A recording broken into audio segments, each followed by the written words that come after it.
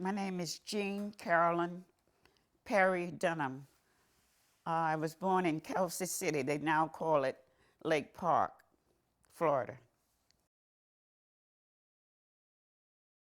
When I first started out, we only had one black school, and that was industrial. All the black kids attended that school. There was no other school for the blacks. And so I lived on 10th Street, and the school was on 10th Street. So all we had to do was just walk right up the hill. We attended there until it was in 1950 when they built the Roosevelt High School, and we moved over to Roosevelt, which is on 15th and Tamron. And that's where I graduated from Roosevelt High School. I know my baby sister, she was the last one to graduate, and they entered, but she wanted to stay where she was and graduate from the school she was attending. But my father told her no, that it wouldn't look right for him to be in the president and his daughter to go in some other school and she wouldn't integrate in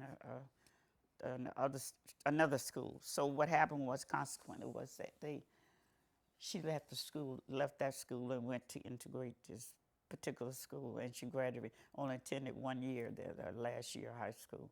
But there was a lot of young black kids integrated other schools the year they graduated, when that became effective.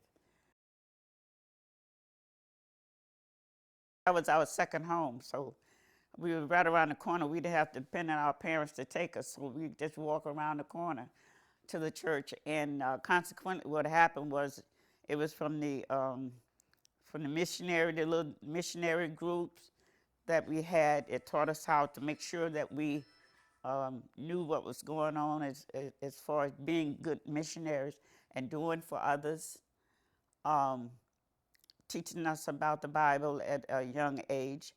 Choir rehearsal, I've been singing all my life, and so consequently, with the choir, I was in the choir. I enjoyed singing, and we had Sunday school. We had teaching us how to be good Christian workers at a young age. So it was never a dull moment. It was always something that the Red Circle and all of these other little groups that we had as children growing up there at the church. Now, my father was, like I said, a leader, and he made sure that with the NAACP, that was one of the meeting places there.